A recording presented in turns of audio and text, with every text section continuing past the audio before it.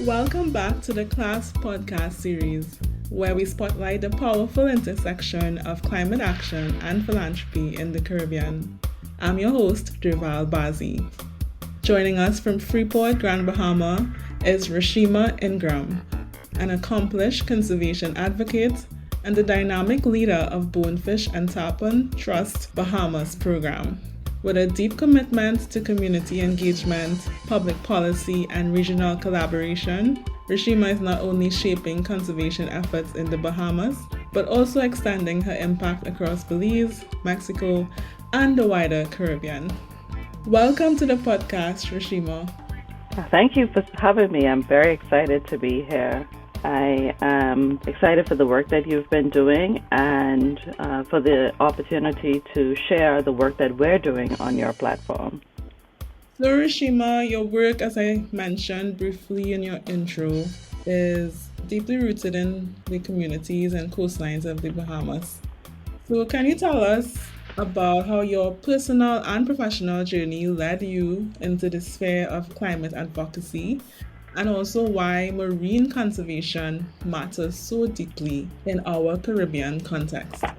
So I will start off by saying why the ocean life means so much to me. My maternal heritage is within the small island of Bimini, which is in the Bahamas as well, but my grandfather and his brothers and sisters were all people of the sea. He was a fisherman. He, of course, did some entertainment at the hotels during the day or the night when he wasn't on the waters. But my life and my experience with him was as a fisherman. And knowing that while we lived in Grand Bahama, he would even package fresh fish and put them on the boat or the plane for us to have. So there was always a connection with my grandfather and my relatives in Bimini and the water. And that's when I really had my first introduction to being out there in the Bay of Bimini and experiencing what was really in our waters and the beauty of it and the diversity of the marine species. That meant so much to me, even though I didn't realize the impact that it would have on me as an adult during that childhood experience that kind of shaped the way that I appreciated nature at that time. And it evolved where I found peace and tranquil walking through mangroves or kayaking through mangroves or just even walking through national parks. And I wanted that experience to be available, accessible, and well maintained for my children. And so I have 2 kids now, and to be able to share those experiences with them, either through snorkeling or kayaking. My daughter is an open water scuba certified diver. For her to be able to go into the water and experience that life too, it really changes one's perspective on our connection to the ocean. For the Caribbean, we are small islands where we're atolls, where many different shapes of islands or clusters, whether volcanic or limestone, but the majority of our resources or our wealth is in the ocean that surrounds us or the sea that surrounds us. And that is really what connects from the Bahamas all the way down to Trinidad and Tobago. It connects us to the waters that surrounds us. And it's important for us to be able to speak in places where we can for our children and for the people in our small communities or our larger cities to also be able to access those same experiences that I experienced with my grandfather. And that, in essence, is what sustainability is all about, ensuring that what we enjoy today, generations to come also have the ability to enjoy similar, even better experience. As you mentioned, your people being people of the sea, here in the Caribbean, we really are ocean states with our marine environment extending far beyond our land masses, and that's why we definitely need to have a greater appreciation for the marine space and definitely be better stewards of our oceans. Yeah, definitely. I think the story that I have, there are maybe so many people across the Caribbean that have that similar story, who work in similar spaces like I do, where we can advocate for the protection of certain species, ensure that policies are in place in government and in non-government organizations, where there's some integration of conservation, of advocacy, and protection. And so that's really what connects us, and I think we need to be mindful of that. I'm proud of the fact that we share similar stories and work together, so that our voices come together and have a much more resounding presence when we speak in those international arenas. Yes, and that has been a recurrent theme throughout the CLASP series in terms of the value and the urgent need for greater partnership, greater integration throughout the Caribbean region as we seek to address our common challenges. So, this is the CLASP Podcast series where we are exploring the intersection of philanthropy and climate action. But we know that on-the-ground implementation requires local leadership and also trust. So can you tell us about a recent initiative or partnership through Bonefish and Tarpon Trust that demonstrates the power of community-engaged conservation, and also how philanthropy has supported or maybe could better support this work? Yes, a very important topic to be discussing, because I am sure that many can learn from these experiences where philanthropy and access to funding intersects and provides more opportunity for communities. BTT has been doing work in the Bahamas for many years, and even in that over a decade worth of work, we have really engaged guides. We've found ways to strengthen our relationship with guides. The guides have been with us when we were tagging bonefish, as we were mapping out the bonefish migration for pre-spawning. They have always found ways to help strengthen the research work that we have been doing. And just speaking specifically about the Bahamas, after the passage of Hurricane Dorian, we realized that the mangrove ecosystems that the guides and the bonefish and the fishing communities depended on really took a hit after the passage of the storm. And it was then that we saw an opportunity to bring guides and community together, not just guides who were helping us for specific science research, but guides and communities, because everyone took a loss after that storm, especially knowing the vital importance of the mangroves. They provide coastal barriers from storm surges, but they're habitat for many marine species, and a wonderful nursery. So how were we going to be able to really help to revitalize the mangrove ecosystem? So we saw guides, we saw women and children in the community, we saw schools, and we saw environmental groups and small civil society groups who wanted to all come together to do something to benefit nature or to assist nature. And Bonefish and Tarpon Trust was first to be able to go out and assess the mangrove damage after Dorian. But after that assessment, we had the opportunity to connect with some of the other organizations in country who saw the need to do the same thing. So we formed a partnership with the Waterkeepers Bahamas and Perry Institute for Marine Science, and that partnership formed the Bahamas Mangrove Alliance.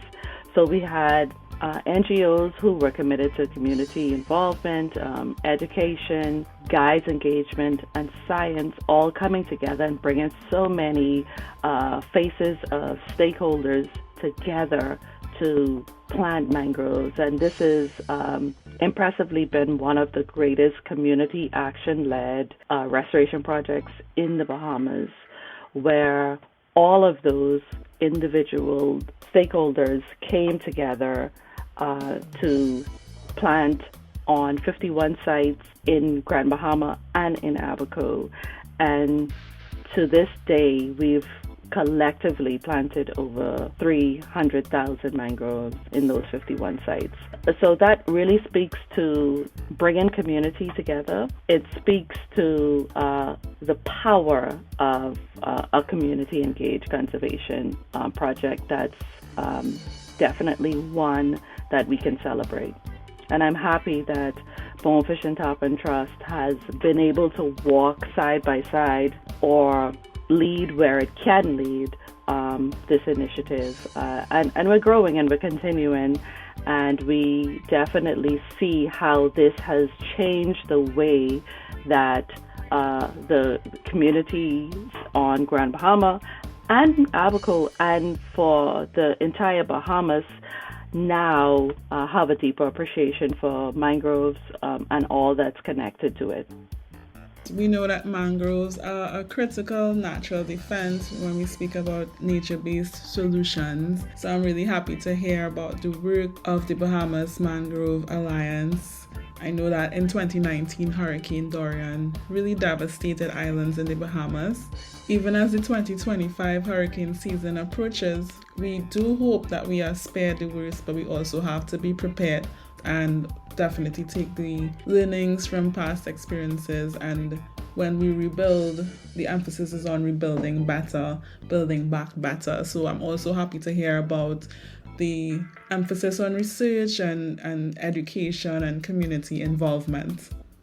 Yes, absolutely. So building back better, but building back better and together. I think that's where we've landed, and we see where it works, because everyone is able to add value to what it is that we're doing. Yes, I love that, building back better and together. When we talk about climate change, it's often said that it amplifies existing inequalities.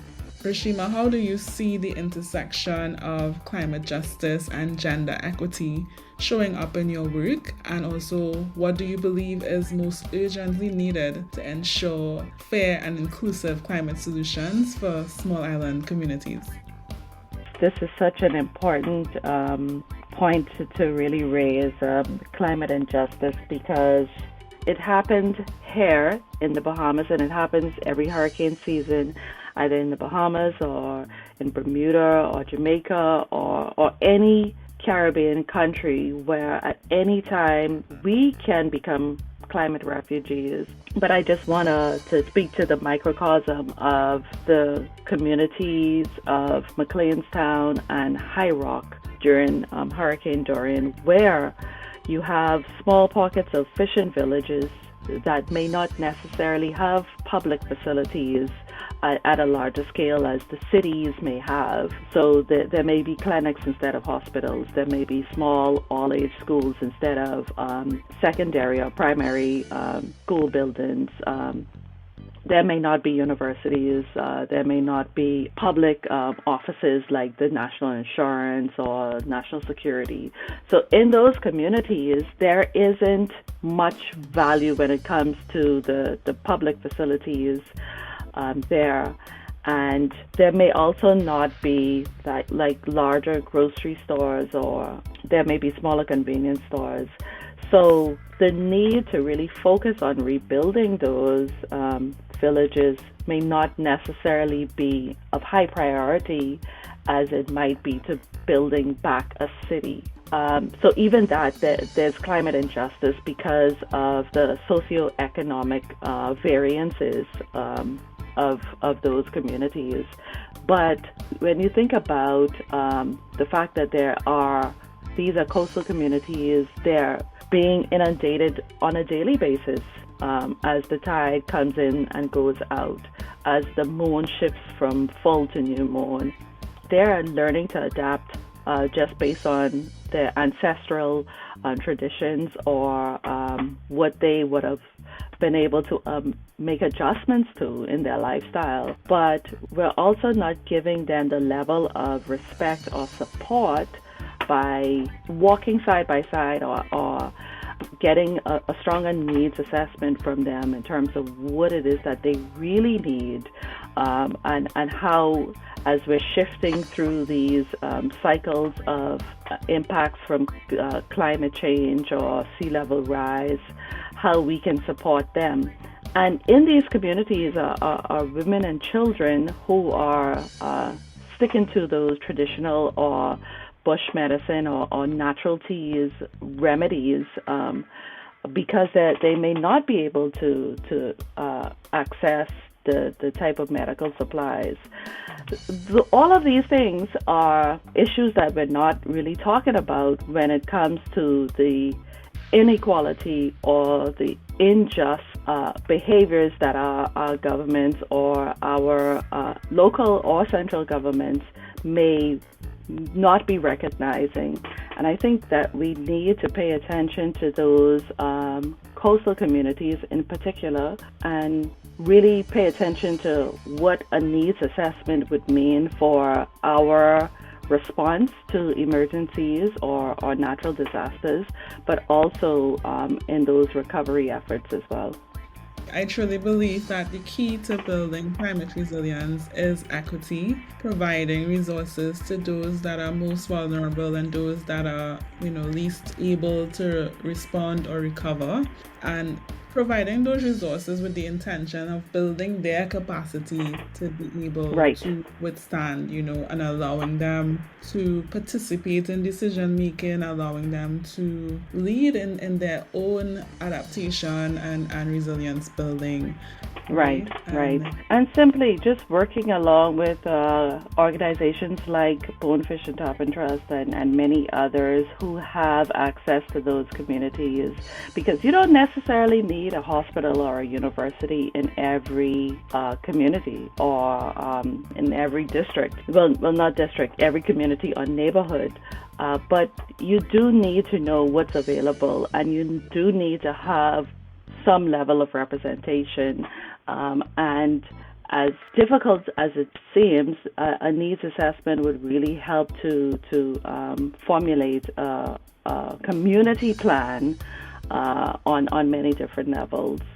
And because we have such a great relationship with guides and the communities that have been working with us on certain projects, to be able to build on a project where we would be able to access some of that information and use our resources to all deposit into that community plan is something that we really should be looking at. Like, what are these availabilities from nonprofit organizations like Bonefish and Tarpon Trust, and how can it add value to connect these small villages, neighborhoods with what the central government's plans are to ensure that we're being inclusive and fair to all of our residents and visitors. So, looking ahead, Rashema, for the funders, philanthropists, and change makers tuning in, what's your message about the importance of strategic partnerships in building a climate resilient future? The message to funders, to policymakers, to all leaders, as it relates to building a climate resilient future is collaboration and access. Collaboration on levels where we're able to use our strength through partnership to be able to provide a more inclusive approach to restoration, to policy recommendations and advocacy.